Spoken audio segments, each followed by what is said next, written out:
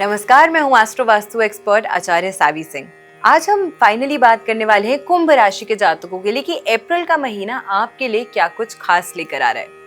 कुंभ राशि की अगर हम बात करें तो आप इस वर्ष के अंतर्गत भी 7.5 से प्रभावित चल रहे हैं, लेकिन शनि जो है वो आपकी ही राशि के स्वामी है और आपकी राशि के स्वामी होकर आपके साथ बुरा नहीं करेंगे। देखिए, शनि की अगर हम बात करते हैं तो जब भी व्यक्ति 7.5 से प्रभावित होता है तो कहीं ना कहीं जो 7.5 का प्रभाव होता है वो व्यक्ति को मानसिक तौर से, आर्थिक तौर से और शारीरिक तौर से कहीं ना कहीं थोड़ा सा परेशान जो है वो जरूर करता है।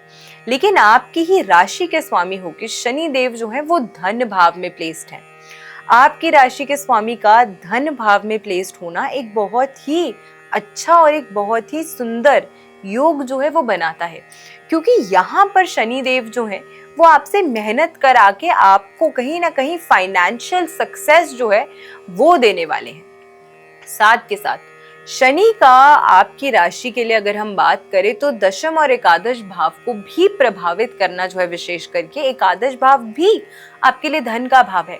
तो एक धन भाव में बैठना और दूसरे धन भाव को प्रभावित करना आपकी राशि के स्वामी का आपके लिए इस साल जो है वो फाइनेंशियल प्रॉस्पेरिटी और इस महीने के अंतर्गत काफी सारे फाइनेंशियल गेन्स के जो चांसेस है वो बढ़ा सकता है। आपकी राशि में राहु का प्लेस्ड होना इस साल के अंतर्गत बड़े सारे आपको क्रिएटिव आइडियाज भी आ रहे होंगे, मुझे पता है। लेकिन इस साल के अंतर्गत क्योंकि राहु की यहाँ पर प्लेसमेंट है तो राहु फोकस डिविएट भी करता है। राहु बहुत सारी चीजों में एक साथ व्यक्ति को जो है वो हाथ डलवा देता है कि ये भी करेंगे, ये भी करेंगे, ये भी करेंगे। हम शुरू सब कर देते हैं, लेकिन क्या हम एंड तक हर चीज कंप्लीट कर सकते हैं और क्या ये ह्यूमनली करना पॉसिबल है? ये दोनों चीजों को भी समझना जो है वो इम्पोर्टेंट हो जाता है। राहु का आपकी राशि में प्लेस होना, आपकी राशि को कहीं ना कहीं प्रभावित करना, सबसे पहले आपकी मानसिक और शारीरिक स्वास्थ्य जो है उस पे कुछ विपरीत रिजल्ट्स जो है वो लेकर आता है। साथ के साथ अगर हम बात करें आपके लिए, आपकी राशि से चतुर्ग्रही योग जो है वो आपकी राशि से सेकंड हाउस में बन रहा है। शनि, सूर्य, मंगल और बुध की युति से, जब तक बुध राहु के साथ ट्रांजिट करेंगे, लेकिन second half of the month में बुध का ट्रांजिट आपकी राशि से सेकंड हाउस में हो जाएगा और ये चतुर्ग्रही योग यहाँ पे स्थापित होगा। सेकंड हाउस में चतुर्ग्रही योग का स्थापित होना मंगल और सूर्य जैसे अग्रेसिव और पराक्रमी प्लैनेट्स के साथ में आपके लिए फाइनेंशियल अपॉर्चुनिटीज को और तेजी से लेकर आएगा।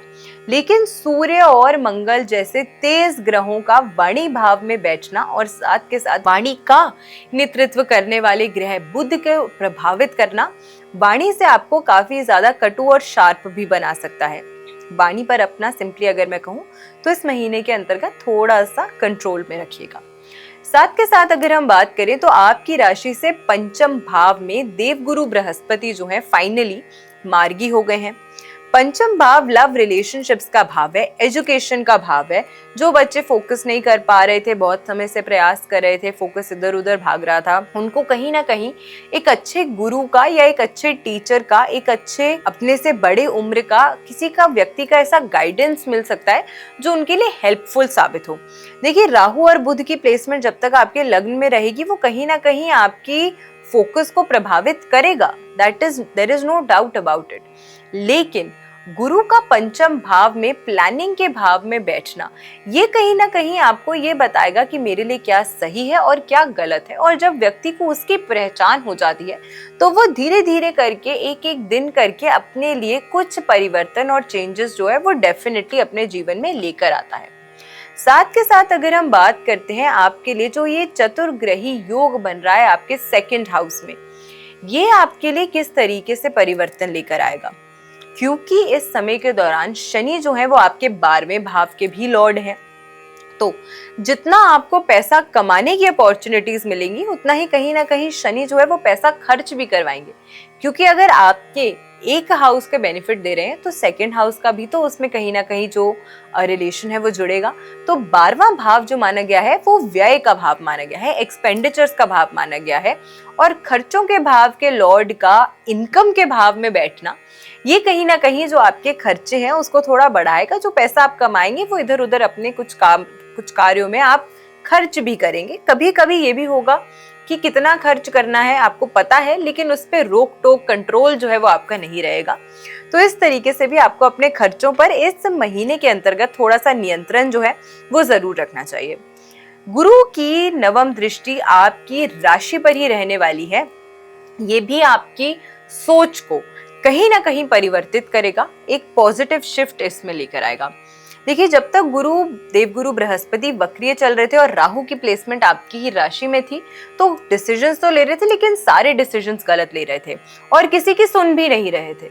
बट अब जब गुरु की मार्गी दृष्टि आपकी इस राशि पे पड़ेगी, तो अगर आप कोई डिसीजन ले भी रहे हैं, तो अगर कोई आपको सलाह दे रहा है, तो आप 2 मिनट रुक के ठहर के शायद सुनने का प्रयास करेंगे कि क्या वाकई में ये व्यक्ति जो है वो कहीं मेरे बेनिफिट की, मेरे हित की बात कर रहा है या नहीं कर रहा है। तो ये एक पॉजिटिव परिवर्तन, जो एक महत्वपूर्ण चेंज आपकी लाइफ में साबित होगा, ये आपको इस महीने के अंतर्गत अपने जीवन में डेफिनेटली देखने को मिलेगा।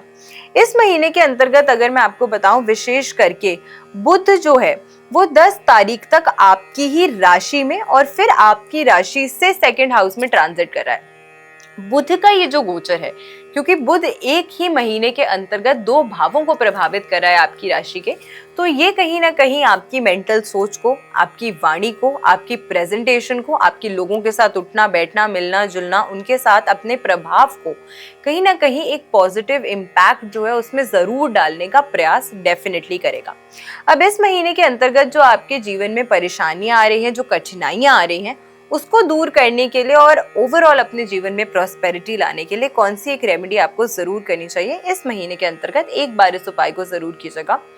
जो घोड़े की नाल होती है वो आपको लेनी है, उसे काले कपड़े में बांधकर आपको शनि मंदिर में जो है वो आपको शनिवार के दिन जाकर संध्या काल के समय अर्पित करना है। लेकिन ऐसा नहीं है कि अगर मैंने आपको बोल दिया कि घोड़े की नाल आपको लेकर आनी है तो आपको उसी समय उन्हें बोलना है कि आप ये जो नाल है ये आप निकाल के हमें दीजिए। ऐसा नहीं करना।